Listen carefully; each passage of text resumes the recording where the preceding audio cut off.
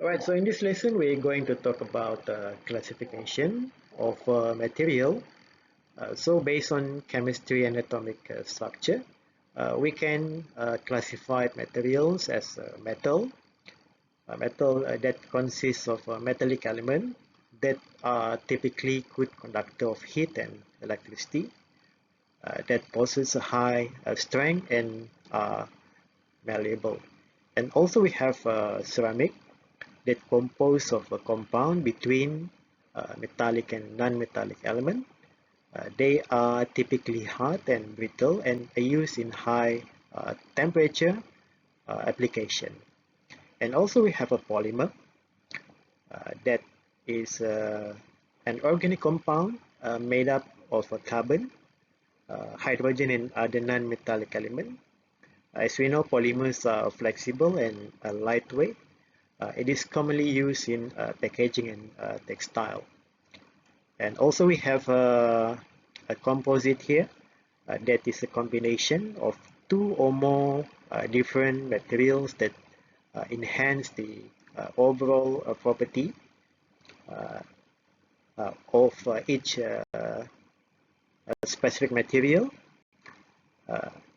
So composites are engineered to achieve desired mechanical properties such as strength or durability. So historically, materials fell into three categories that I have just mentioned just now. We have metals, and also we have polymer, and also we have ceramics here. But typically in material science, there are five groups that we can in how we can classify materials. In addition to metals, ceramic, polymers, we also have a biomaterial. We have a biomaterial here, and also we have a composite, like what I have mentioned just now, and also we have a semiconductor. Yeah. Right. So as you know, we already discussed about metal. We already discussed about ceramic. Ceramic is a non-metallic, as you know, and inorganic materials that are typically hard and brittle. We can use ceramic for applications such as kitchenware, electronics, and coating. And also we have polymers here. And also I already mentioned about composite. Yeah. So in addition to metal, ceramic, and polymers, as you can see here, we have biomaterials. Biomaterials is materials that interact with a biological, as the name suggests, it interacts with a biological system.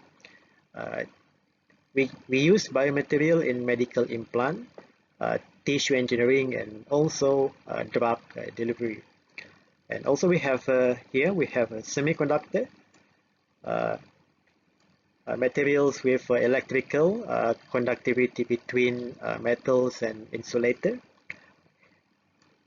So semiconductors are very important for electronics and integrated circuit. For example, we have silicon. Yeah. And here in the tables, we can see some example of material classification, the application, and also the properties. For example, here we can see metals and alloys, for example, copper, gray cast iron, and iron steel. And here we can see the example of application and also the properties. Yeah, for this type of material, typically it has a high electrical conductivity, good formability. It is also castable, machinable, and also vibration damping. And metal and alloy are significantly strengthened by heat treatment. And also here we have some examples of ceramic and glasses. And here are some example of application. And in terms of property, ceramic and glasses are optically transparent, thermal insulating. It can withstand a high temperature and relatively inert to molten metal. And in some cases, for materials such as barium, titanate that we use for capacitors for microelectronics, it has a high ability to store charge. And here we have a silica that we use for optical fibers in information technology. Uh, it has a specific property, for example, in terms of refractive index and also low optical losses. And here we have another example of other material classifications such as a polymer and semiconductor. For polymer, we have a polyethylene, epoxy and phenolic that can be used for food packaging and also in integrated circuit, and also can be used for adhesive. And uh, here are the properties of different types of polymer. For example, polyethylene can be easily formed into thin, flexible, airtight film. And phenolics here that we use for adhesive, it is a strong, moisture resistant type polymer that makes it suitable for use for applications such as adhesive. And also we have a semiconductor. For example, we have silicon and gallium arsenide here. Uh, this is the example of application of this type of material. It can be used in integrated circuit and also transistor and also optoelectronic system. And here are the properties of this type of material. It has unique electrical behavior that convert electrical signal to light, lasers, laser diode, and so on. And also one of the material classification that I have mentioned just now is a composite. Yeah, composite materials uh, combine properties of different types of material, and as a result, we create a unique characteristic. Yeah, for example, we have concrete, and also we have plywood and fiberglass. Yeah, in fiberglass, for example, the glass fibers uh, increase stiffness in the polymer without much added density. Yeah, and with a composite, we can make materials that are light but strong and flexible. They can handle heat and also be tough enough for use as tools. And as we can see in the figure here, many planes and space vehicles use composite like carbon fiber. Yeah, even sports gears such as a bike. We have bikes here, golf clubs and tennis rackets use this type of material because they are lightweight and steady. Yeah. So why do we choose carbon fiber? Why do we choose carbon fiber here? Why do we choose carbon fiber? Because it is light, and in terms of a mechanical property, it is very strong. Right, so we move on. Here we can see a bar chart of room temperature density values for various metals, ceramic, polymers, and composite material. So here we can see that from the figure here, from the bar chart here, we can see that metal has the highest density, followed by ceramic, polymers and composite. Okay, now we take a look at the metal here. So for metals, typically uh, normally it has the highest density with materials such as platinum and copper. We can see it range from 2 to 20 gram per centimeter cube. We know that metals are known for their strength and conductivity, but they are generally heavier than uh, other types of material. And then we can see that ceramic is the second highest density material. We can say that ceramic have a moderate densities with material such as ZrO2 and Al2O3 uh, falling between 1 to 6 gram per centimeter cube. We know that ceramic are hard and brittle, and it often used uh, in application that requiring resistance to high temperature and wear. And then we have a polymer here. We have polymer, and these materials have the lowest density, generally below 2 gram per centimeter cube. Common polymers like PVC uh, and PE, polyethylene, are lightweight, and it makes them suitable for application where flexibility and low weight are essential. And finally, we have a composite here. As we know, these materials vary widely in terms of density, depending on their composition. For example, we have a woods, and also we have a GFRC here. GFRC is a glass fiber reinforced composite. We can see that woods and GFRC have densities ranging between 0.2 to 3 gram per centimeter cube, and composites are often used to combine desirable properties from multiple material, such as we try to combine strength and also lightness.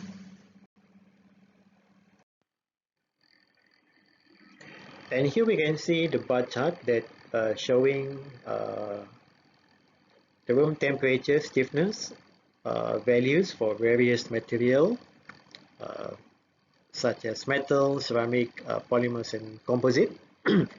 Right, so we can define stiffness as the property of a material which is rigid and fairly difficult to bend. And uh, this chart here compares the stiffness, elastic modulus of various material. Uh, for example, we have metals here that are very stiff with values between 10 to 1000 gigapascal. Uh, Here we have examples of metals such as tungsten, and also we have steel here. And here we have a ceramic that also considered as stiff with a value between I think between 10 to 500, or is it quite similar to metal? I think. For example, we have SiC, uh, L2O3, also we have glass, concrete, and here we have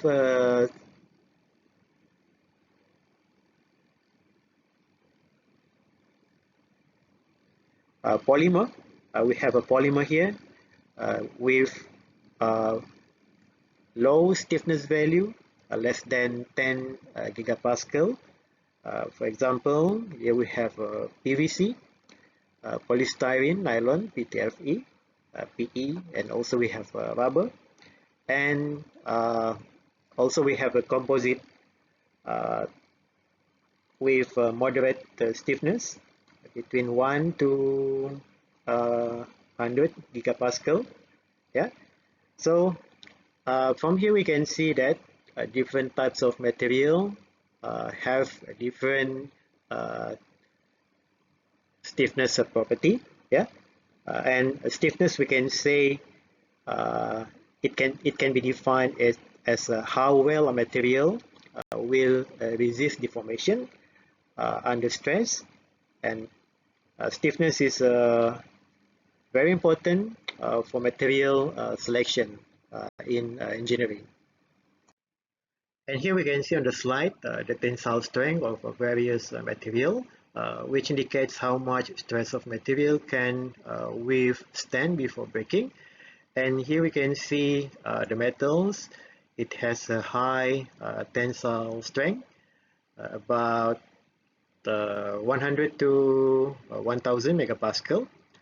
For example, we have a steel alloy, copper, titanium alloy, and also we have aluminum alloy here. And and then we have ceramic with moderate tensile strength, and also we have a polymer uh, with the lowest tensile strength here, less than 100 megapascal. For example, we have a nylon, we have polystyrene, we have PE and PTFE, and finally we have a composite with a wide range of tensile strength with CRFC and GFRC providing the higher strength compared to woods. Right. So the question here is why? Why do polymer have a high, relatively high strength compared to weight ratio? Yeah.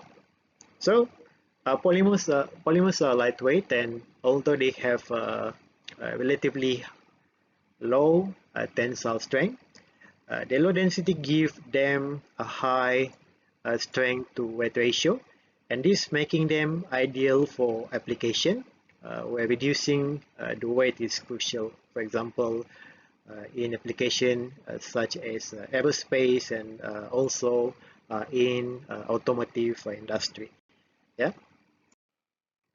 So polymers, it also contain a lighter element like carbon, hydrogen, oxygen, and nitrogen compared to metals and ceramic. And as a result, uh, a stronger polymer have high specific strength due to their low density, and this making the strength to density ratio often higher than some dense material such as metal and ceramic. Right, so now we move on. We talk about structural materials, focusing on the four bonding mechanism that determine the material property. Yeah. So in this slide, I'm going to discuss about how each specific bond will relate to the materials, types, and their properties as we discussed in previous slide. Yeah. So there are four important mechanisms by which atoms are bonded in engineered materials.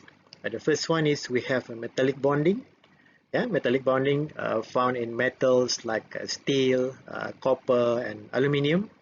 And in metallic bonding, we have it involves a sea of electrons that move freely, giving metals the high conductivity, malleability, and high stiffness. And it relates to the high stiffness and tensile strength seen in metals like steel alloy. Yeah. And then the second one, we have covalent bonding here. We have a covalent bonding that exists in polymer and ceramic such as silicon carbide and also silicon nitride.